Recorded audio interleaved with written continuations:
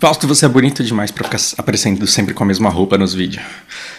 Bom, obrigado pela skin que eu ganhei. E eu falei, não vai adiantar se me dar skin de presente. Porque não é falta de roupa, é preguiça de olhar o guarda-roupa. Então eu sempre pego a primeira roupa que volta da lavagem, aquela que tá do lado de fora pra guardar, e aí eu pego e vou usar. Então prova disso é que nos últimos 200 vídeos desde que eu ganhei, eu tô com essa roupa aqui, embora ela já tenha sido lavada. Nossa, você precisa de alguém para cuidar da sua vida. Tô de boa.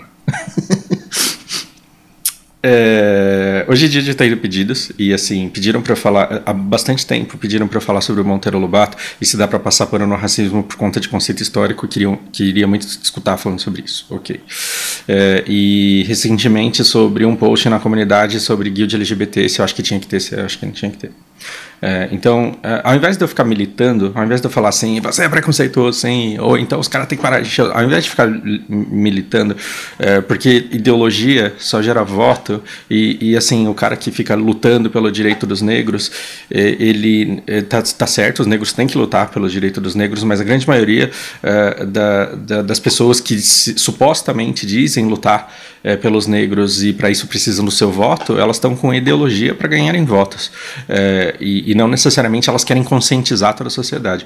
E como que você luta contra o preconceito? Estou invalidando a causa das pessoas que militam, né, por justiça social? Não estou dizendo isso. Mas é que essa militância ela é pouco efetiva, na minha opinião, porque o que a gente precisa para combater o preconceito é conscientização. E quando você coloca uma pessoa que não tem essa consciência, sendo atacada como se ela fosse uma filha da puta e dizendo que você precisa votar no outro para o outro acabar com a raça dela, eu acho que essa é a maneira mais ineficiente que você tem de acabar. A mesma coisa mulher. Todos os partidos que falam que vão lutar ferrenhamente pelo direito das mulheres, a mudança ela não tem que vir do governo para baixo, ela tem que vir da base da sociedade para cima. Você tem que conscientizar todo mundo para que as pessoas comecem a mudar e para que elas elejam os seus governantes e falem, não, a gente precisa de uma mulher aqui que divida aí a consciência em relação aos interesses. O dia que essa base estiver consciente, aí a gente não vai precisar ficar com dois partidos brigando, dizendo eu sou mulher e você tem que votar em mim porque eu sou mulher e porque eu vou lutar pelo direito da mulher. E não, a gente quer o direito da sociedade e a gente quer toda a sociedade consciente, mudando de comportamento sem ter que passar por essa luta. Então essa luta, esse nervosismo, esse ataque de colocar o dedo no nariz do outro e falar, você é filha da puta, por isso que eu vou votar no meu candidato que vai acabar com a tua raça e vai ensinar para você o que é. Eu acho que isso daí é uma ideologia que só gera voto. Ideologia só gera voto. Então a gente precisa mostrar os nossos interesses de conscientização para que esses interesses de conscientização da sociedade gerem políticas de conscientização. Aí, na hora da eleição, a gente pode parar de brigar homem contra mulher, hétero contra homo, e aí a gente foca nas medidas que a gente precisa para recuperar o nosso país, ao invés de ficar brigando por assuntos ideológicos. Esses assuntos ideológicos, eles são distração, e quem se fode com essa distração? É justamente quem sofre. Quem é que mais perde por pegar o negócio do machismo e do feminismo e levar para as eleições? A mulher que sofre injustiças sociais. Quem é que mais perde por se pegar esse embate, né, racismo e antirracismo, e se levar para as eleições? Quem perde isso é o negro que está sofrendo nessa situação toda. Ele não precisava que essa mudança acontecesse na eleição, elegendo um presidente negro. Não, tem que eleger um presidente eficiente. Se ele for negro, ótimo, mas tem que eleger um presidente eficiente que você sabe o que ele quer fazer. Agora, a mudança, o fim da opressão, a mudança, o fim das desigualdades, o respeito, isso deve ser pregado da base da sociedade para cima com uma conscientização massiva. Como que você faz essas conscientizações? Dando bons exemplos, contando boas histórias. Então uma boa história, uma história de conscientização, ela pode ser melhor do que 20 anos de militância, porque afinal de contas nós já estamos há 20 anos aí escutando. Tem tudo isso, tem eleições diretas, tem mais de 20 anos aí das pessoas brigando na hora de votar por ideologias, do tipo, eu tenho que votar nesse porque eu sou negro, eu tenho que votar nessa porque ela é mulher, eu tenho que votar, quando na verdade a gente deveria estar prezando pela eficiência. Prova de que, não vou entrar no mérito do governo, senão as pessoas vão parar de assistir e não vão mais prestar atenção no que eu falo. Bom,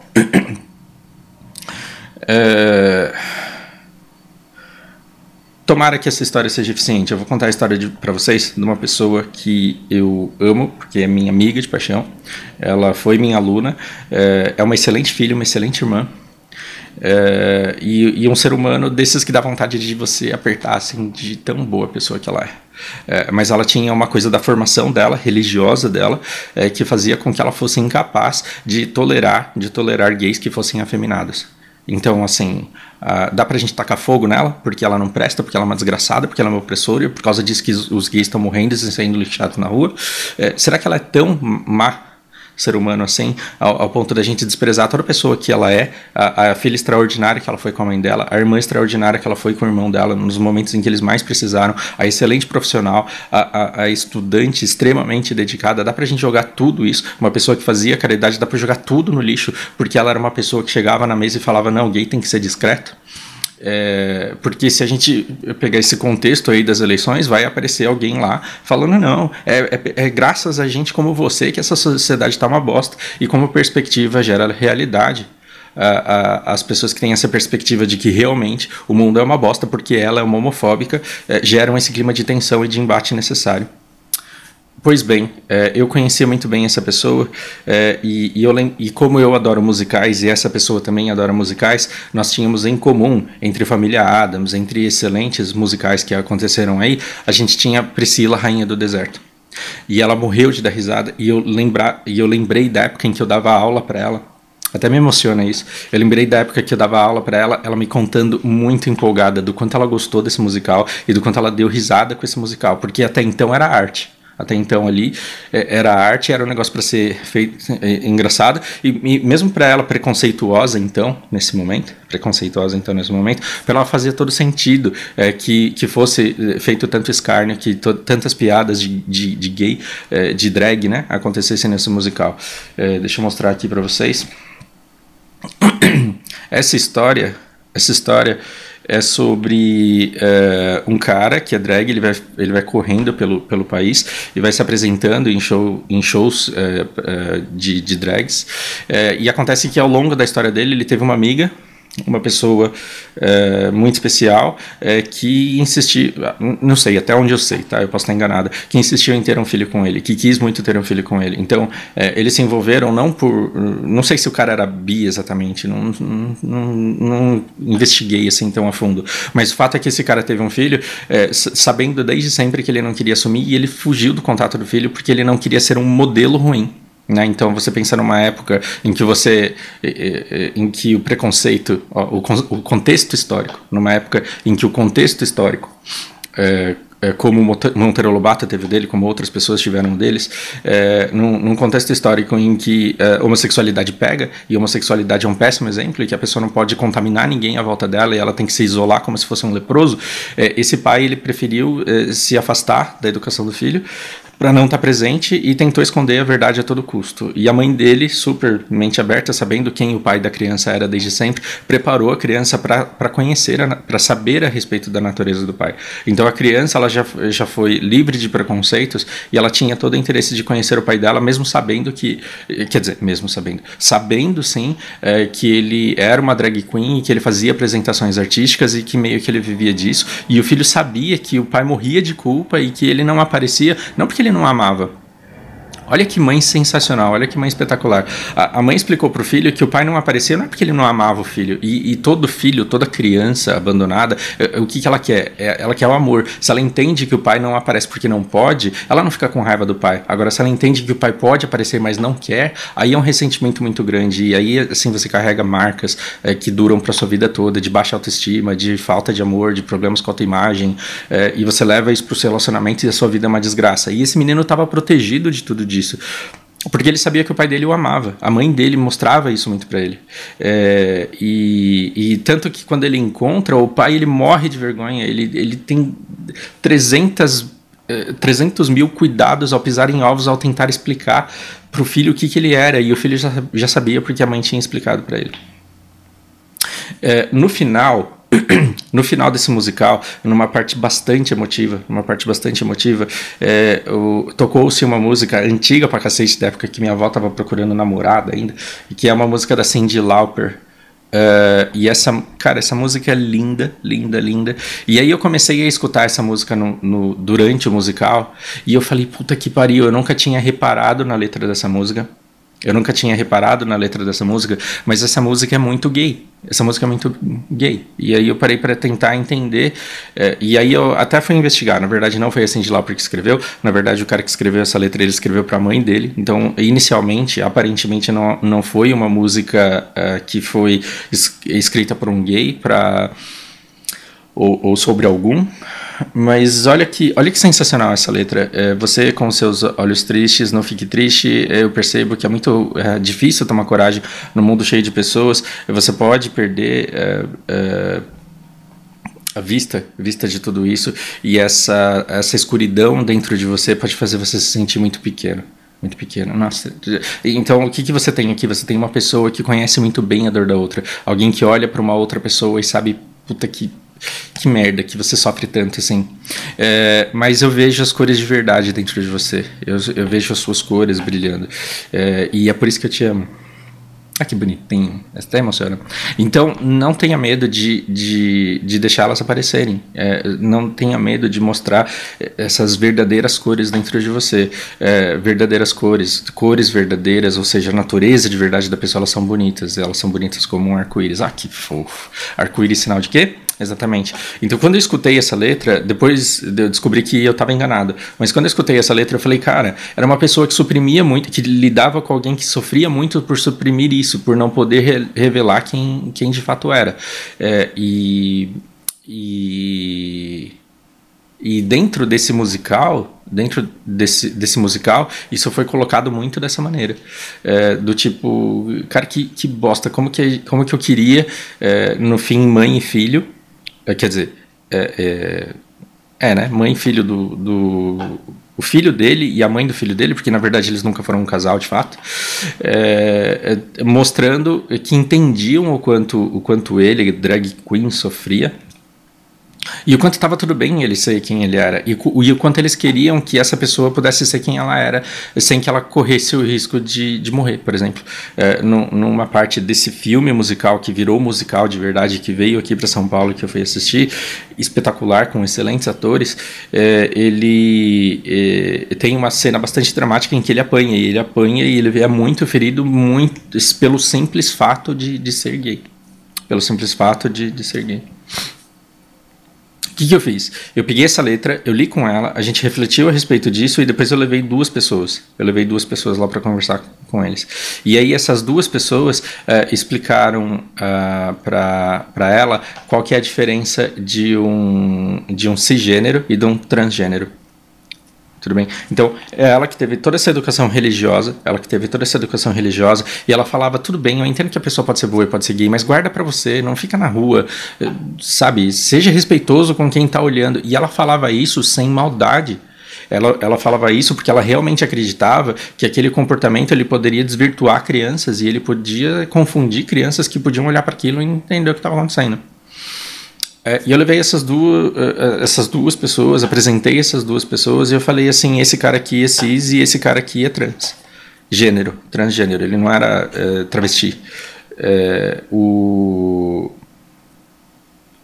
E aí eles conversaram com ela, e assim, uma coisa é ser gay e se identificar com uma natureza de homem, e outra coisa é ser gay e se identificar com uma natureza de mulher.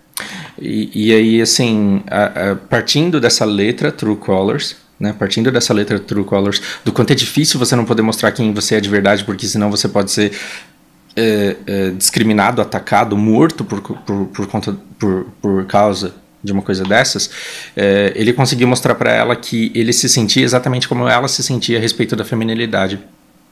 E aí a gente, sem atacar, sem agredir, a gente falou, você já pensou você ser privada de poder expressar a sua feminilidade? E a sua feminilidade você não manifesta somente dançando funk e rebolando com a bunda de fora. Não, é usando vestido, usando brinco. falando com a sua voz.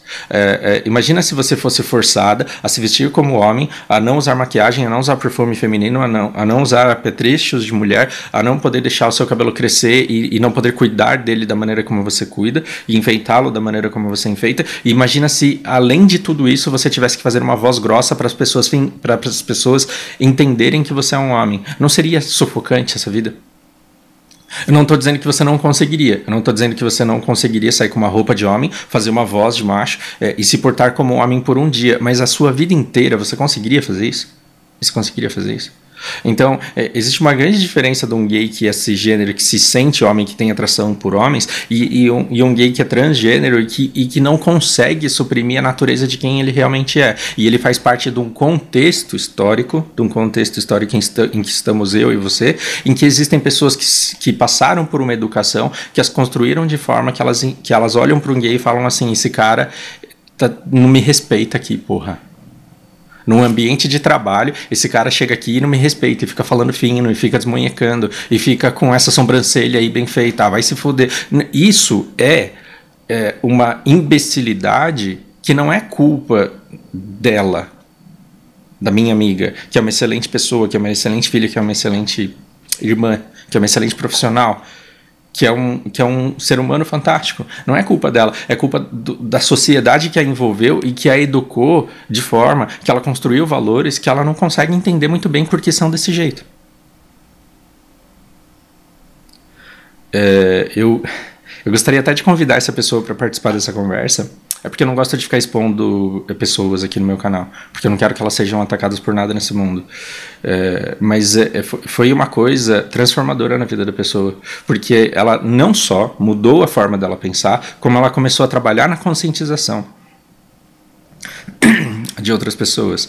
E aí, nessa empresa grande, onde eu ia de vez em quando presencialmente dar aula, descobri que lá eles fizeram um grupo de incentivo e respeito à diversidade. E quem que estava fazendo voluntariado nesse grupo, apesar de não ser homossexual, sendo que esse grupo era para proteger e conscientizar e fazer com que essas pessoas se sentissem à vontade dentro do grupo, estava ela lá contando esses depoimentos. E em um desses momentos eu fui mencionado, e isso me emocionou bastante. Eu vou deixar esse momento emotivo para você perceber que você pode ficar tentando dar porrada em gente que é homofóbico a vida inteira. E esse cara vai apanhar e vai revidar a vida inteira. E ele vai achar que você não respeita a opinião dele, que você não respeita a natureza dele. E esse confronto de ideias... Esse confronto de ideias pode ser manipulado por pessoas que usam de ideologias para conseguir votos. Quando, na verdade, a gente não precisava estar brigando dessa forma. A gente precisava de histórias desse tipo que conscientizassem as pessoas. Então, quando você me pergunta, Fausto, você odeia Monteiro Lobato porque o cara era um racista, filho da puta? Monteiro Lobato nasceu numa época em que a escravatura não tinha sido abolida, em que escravos causavam problemas sociais, porque, afinal de contas, eles estavam numa situação horrível e eles precisavam lutar para sair dela. Havia problemas de insubordinação completamente justificáveis, e os escravos eles não eram bem tratados, logo eles não eram educados, logo não podia se esperar conhecimento, não podia se esperar civilidade deles, e Monteiro Lobato era uma pessoa culta que estudava, e quando ele precisava conversar a respeito daquelas coisas que ele sabia e daquelas coisas que ele conhecia, ele precisava procurar pessoas que tivessem uma educação próxima dele. Então quem é que tinha uma educação próxima dele? Quem era branco e quem também já tinha estudado no exterior? E assim, se você me pergunta se ele era racista, é claro que ele era racista, como todo mundo na época. Quer dizer, todo mundo, estou exagerando, mas ele era racista numa época em que a grande maioria das pessoas eram, em que realmente acreditava-se que brancos e negros eles estavam em grupos de pessoas separadas que eram de natureza diferente.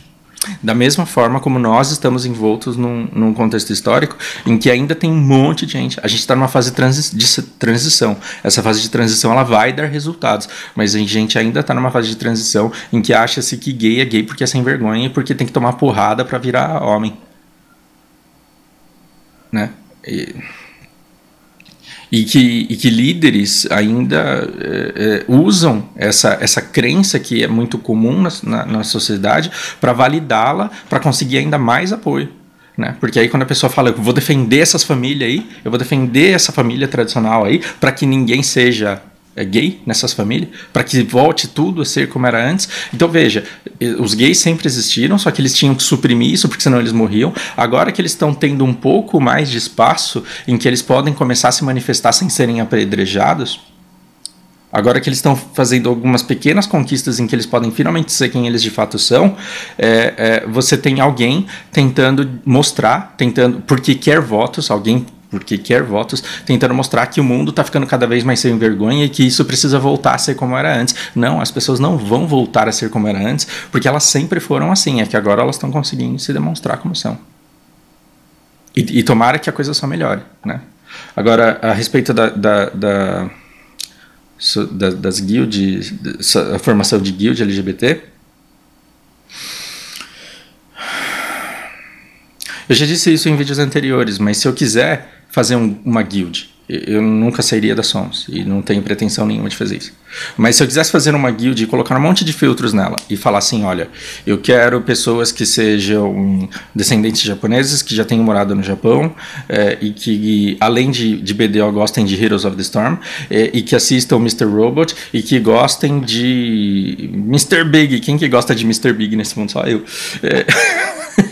E que joguem shogi. Beleza. Eu posso anunciar isso? Posso. Quantas pessoas vai ter na minha guild? Só eu, provavelmente. Né? Mas eu posso entrar num grupo maior de Facebook e falar, olha, eu quero montar uma guild com pessoas com essas características? Sim, eu consigo. Eu sou livre para me associar com quem eu quiser. E o fato de eu querer um grupo composto de determinadas pessoas não significa que eu odeie todas as outras, não significa que eu tenha raiva de todas as outras, não significa que eu queira me isolar de todas as outras. Eu simplesmente quero poder jogar BDO conversando com pessoas que tenham morado no Japão, falando sobre as coisas que a gente fazia lá e escutando Mr. Big no bot de música do Discord. Quem que escuta isso? Entende? Não tem problema nenhum em você querer se associar com pessoas dessa forma. Agora imagina uma pessoa que é transgênero. Essa pessoa ela está conseguindo um pouco de espaço para começar a se manifestar, sem ser apedrejada, sem ser queimada. Às vezes é atacada agressivamente, às vezes tem que escutar um monte de merda.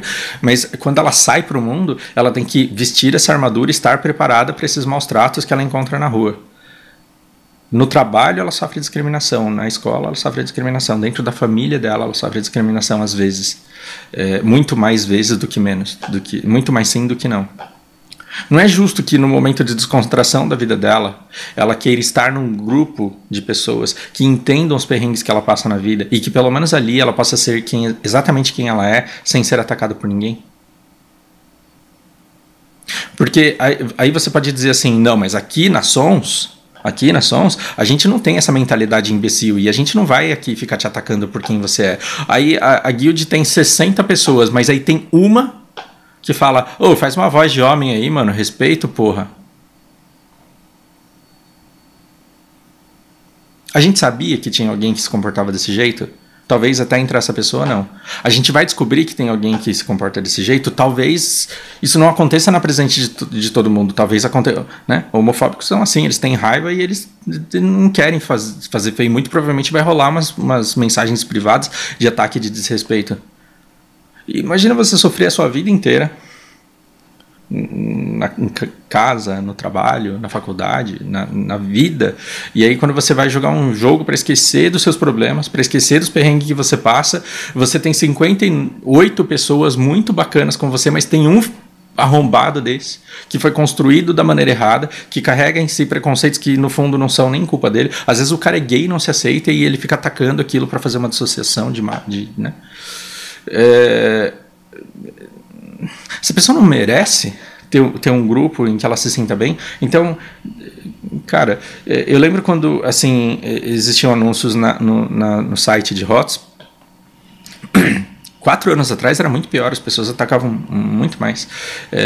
E não é porque é o HOTS ou porque é o BDO, não, as pessoas atacavam muito mais. Agora, você já tem gente que respeita mais, que defende que eles tenham esse direito, a gente tem gente que ataca quem ataca também, com o intuito de defender. Ainda gera uma briga, uma discussão muito imatura, mas as coisas estão melhorando.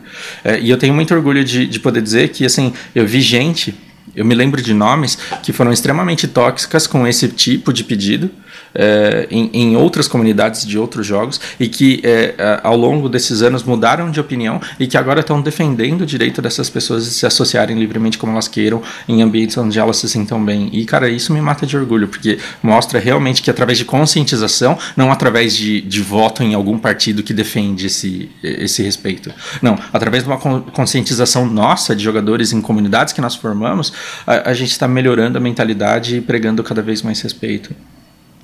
Tomara que vocês, que são LGBTs, um dia se livrem disso. Até lá, formem grupos e protejam-se uns aos outros. Mas, assim, sintam-se abraçados, porque vocês estão cada vez mais com pessoas que compreendem as dificuldades que vocês passam e que estão dispostas a trabalhar na conscientização disso.